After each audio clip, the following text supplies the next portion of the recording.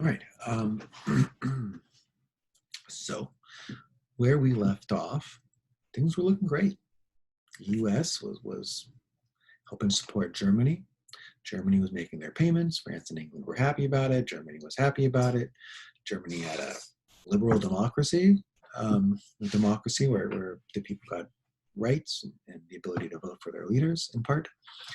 Um, Things looked great. And then 1929 comes and things fall to depths so low that we call this period the Great Depression. So one problem of this period was that farm prices were going down because of overproduction, which hurt farmers. Okay. Another problem is that coal prices were going down because more people were using oil and hydroelectric, and this hurt coal mines. Okay, so that's a small segment of our economies that were hurt. But here's the big problem. The United States, on October 29th,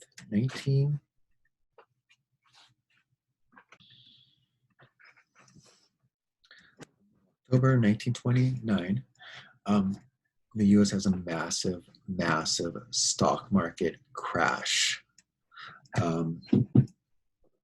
Here's zero, okay, on the stock market. It had gotten up to 350, which, if you know anything about the stock market, is very low. But it dropped all the way down to about 200, which is about 50%. Okay, don't worry about the numbers because today we'll see, that's only 150, 175 point drop. That's nothing. Yeah, it's about the percentage of the stock market that fell. Our stock market today is at about 31,000. That would mean that it would drop about 15,000 points. Okay, it's just unheard of. And then you see the stock market continues down all the way until 1932 and is down here under 50.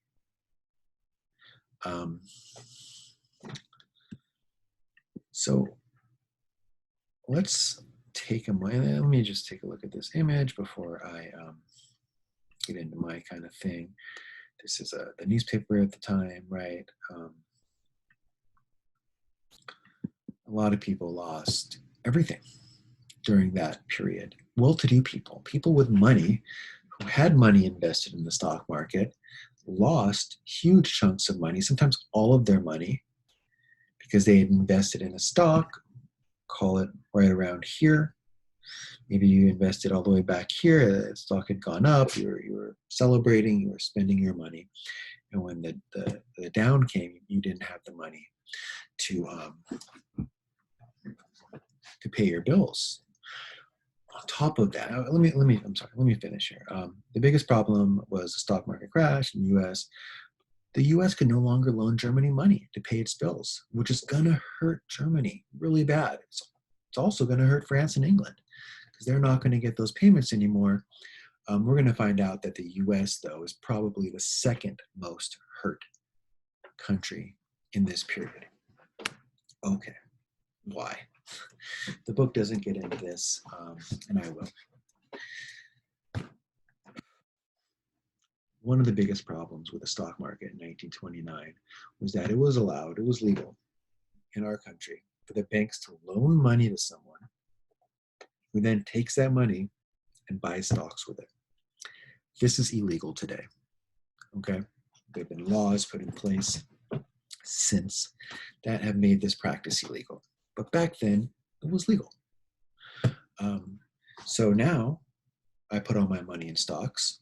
Stocks fall off the chart, but I still have to make my loan payments on said money, which I can't make. And a lot of people stopped making their loan payments because they just couldn't pay it back. So if you had borrowed a bunch of money and invested in stock and it had doubled and you felt great, you spent some of that money, all of a sudden it drops back down to lower than it was when you bought it.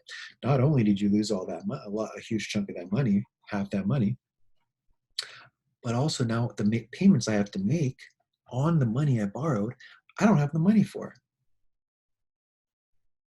So who gets hurt in that situation? I go bankrupt. Yeah, that hurts me. The banks also got hurt.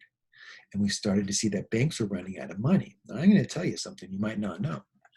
When you put your money in the bank, and I strongly suggest that at this age you have a bank account, they don't just hold that money. They don't put it in a safe like we see in the movies. Instead, they loan that money to other people.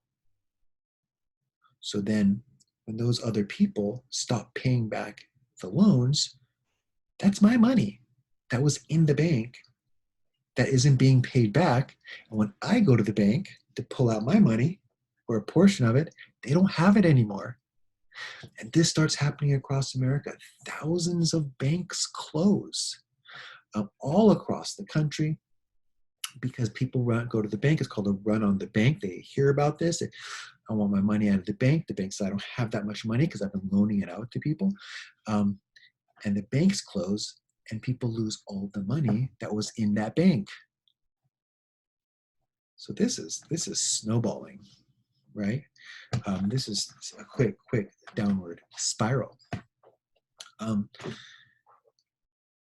So what's the stock market anyways? I know what you're thinking. I know the stock market, only 10% of Americans own stock. This is just basically Vegas for the ultra rich who gamble on which company is going to do well and which company is going to fail. The stock market has become increasingly complex. There's all sorts of problems and flaws, and I'm not going to get into it today. But I do want to mention that although only 1 in 10 Americans actually invest their money in the stock market, a lot of Americans rely on pension funds that are invested in the stock market, including, in part, Social Security. Social Security is not out there investing in high-risk stocks, but when the stock market goes down, it does hurt Social Security in their annual growth projection rate. And other pension funds, like the teachers' pension funds, when the last economic downturn hit in 2008, our pension fund dropped, I think, by 30%. We had lost a lot of our money that was in our pension funds that we pay every paycheck out of our paychecks so that when we retire, we'll have money there. I don't want to get into the full story, but let me just say, if it weren't for the actions of President Bush and President Obama, who worked together, oh my gosh, that's right, Republicans and Democrats working together to save the country. It's unheard of, right? They do save the economy from falling as far as it could have. And they do work together. Republicans and Democrats used to work together. It's just the last 10 years that we've seen this really, really ugly turn in politics. And I know myself and most Americans are just hoping that we decide as a country that we want to start electing people who want to do what's right for the country and not just try and spend all their energy hurting the other guy and having no regard as to what it does to the average person. So anyways, stock market crashes, America stops giving money to Germany, Americans lose it all, banks close, 25% of all Americans are, all right, and the last thing I want to look at real quickly, this is a chart of US unemployment rate.